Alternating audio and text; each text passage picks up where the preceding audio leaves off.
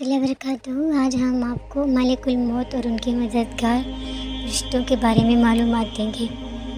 ابن ابی حاتم حضرت ابو ہریرہ رضی اللہ تعالیٰ سے روایت ہے کہ جب اللہ تعالیٰ نے حضرت آدم علیہ السلام کو پیدا کرنے کا ارادہ فرمایا تو عرش اٹھانے والے فرشتے کو بھیجا کہ زمین سے کچھ مٹی اٹھا کر لائے۔ جب فرشتہ مٹی اٹھانے کو آیا تو زمین نے فرشتے کو کہا، میں تجھے اس ذات کی قسم دیتی ہوں جس نے تجھے میرے پاس بھیجا ہے، میری مٹی نہ لے جاؤ کہ کل اسے آگ میں جلنا پڑے۔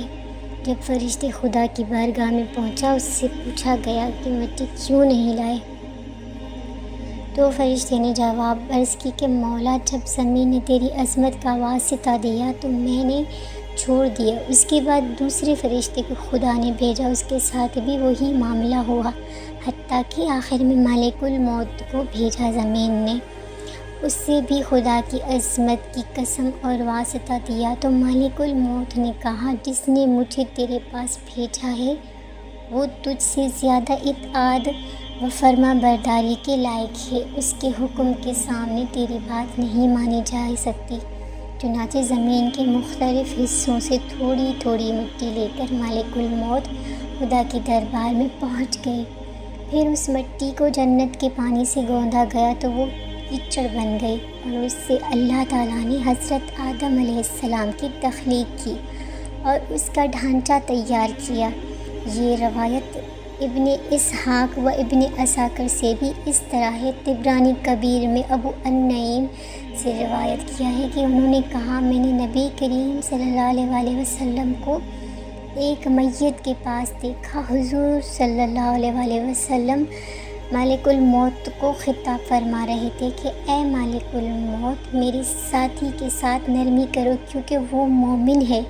اس پر مالک الموت نے جواب دیا، حضور آپ کا دل خوش اور آپ کی آنکھیں ٹھنڈی ہوں، میں ہر مومن پر نرمی کرتا ہوں، اور جب روح قبض کرتا ہوں اس وقت چیخنے والے چیختے ہیں تو میں کہتا ہوں کہ بخدا میں کسی پر ظلم نہیں کرتا، اس کو وقت سے پہلے موت نہیں دیتا، نہ موت دیکھ کر گناہ کیا ہے، میں نے خدا کے فرمان کا پابند ہوں۔ تم اس کے کیے پر راضی ہو تو مستحق اجر ہوگے، ورنہ لائق عذاب اور بار بار تمہارے پاس آنا ہوتا ہے۔ خواہ تم کچے مکان میں رہو یا خیموں میں رہو یا پہاڑوں میں رہو یا علاقوں میں رہو، ہر رات اور دن سب کے چہرے ایک ایک کر کے دیکھتا ہوں، ایک کو پہچانتا ہوں، بغیر اذن الہی کسی کی روح قبض نہیں کر سکتا۔ جعفر بن محمد روایت کرتے ہیں کہ مالک الموت پنجگانہ نماز کی اوقات میں سب چہروں کو دیکھتے ہیں، اگر کسی ایک شخص کی نماز موت قریب ہو تو شیطان کو اس سے دور کرتے ہیں اور اس کو کلمہ طیبہ کی تعلیم دیتے ہیں۔ اپنے ابی الدنیا نے حضرت عبید بن عمیر علیہ السلام سے روایت کیا ہے کہ حضرت ابراہیم علیہ السلام ایک روز اپنے گھر پر تشریف فرما تھے کہ اچانک گھر میں ایک خوبصورت شخص داخل ہوا۔ آپ نے پوچھا، اے اللہ کے بندے، تجھے گھر میں کس نے داخل کیا؟ اس نے جواب دیا، گھر والے نے۔ آپ نے فرمایا کہ بے شک صاحب کھانا کو اختیار ہے، بتاؤ آپ کون ہیں؟ اس نے کہا، میں مالک الموت ہوں۔ آپ نے فرمایا، تمہاری چند نشانیاں بتائی گئی ہیں مگر ان میں سے ایک بھی نہیں۔ اس پر مالک الموت نے پیٹھ پھیری اور جب دیکھا تو جسم پر آنکھیں ہی آنکھیں تھیں اور جسم کا ہر بال نوکدار تیر کی طرح کھڑا تھا۔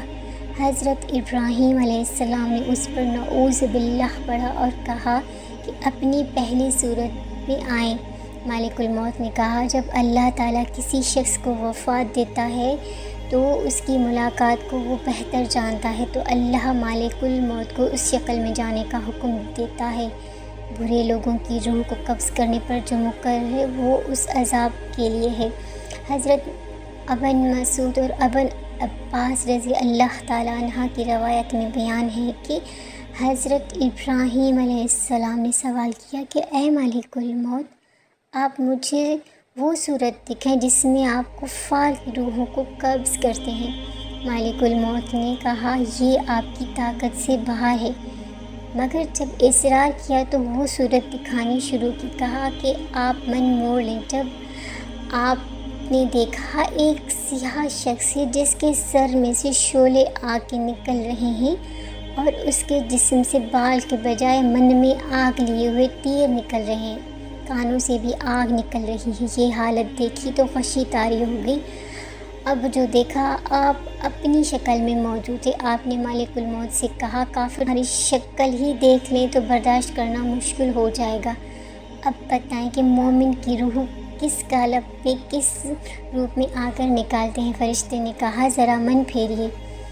من پھیرا تو ایک نہایت حسین نوجوان تھے جس کا جسم خوشبو سے مہک رہا تھا، کپڑے سفید تھے۔ حضرت ابراہیم علیہ السلام نے کہا مومن کو آپ کی دیدار کی دولت ہی کافی ہے۔ ابن ابی الدنیا نے شہر بن حوشب سے روایت کیا ہے کہ مالک الموت بیٹھے ہوئے دنیا اور ان کے دونوں گھٹنوں کے سامنے ہیں لوح محفوظ جس میں عمریں ہیں، وہ بھی ان کے سامنے۔ کچھ فرشتے ان کی خدمت ہمتن کھڑے ہیں۔ جو ہی کسی کی موت کا وقت آتا ہے وہ فرشتے کو اس کی روح قبض کرنے کا حکم دیتے ہیں۔ ابی ابن شیبہ نے حضرت حشیمہ رضی اللہ سے روایت کیا کہ مالک الموت حضرت سلیمان علیہ السلام کے دربار میں آئے اور ان کے پاس بیٹھے ہوئے دو ساتھیوں میں سے ایک کی طرف گھور کر دیکھنے لگے۔ جب مالک الموت چلے گئے تو اس شخص نے حضرت سلیمان علیہ السلام سے پوچھا یہ کون شخص تھے؟ آپ نے بتایا کہ وہ مالک الموت تھے۔ اس نے کہا معلوم ہوتا ہے یہ میری روح نکالنے کا ارادہ رکھتے ہیں۔ حضرت سلیمان علیہ السلام نے کہا پھر تمہارا کیا ارادہ ہے؟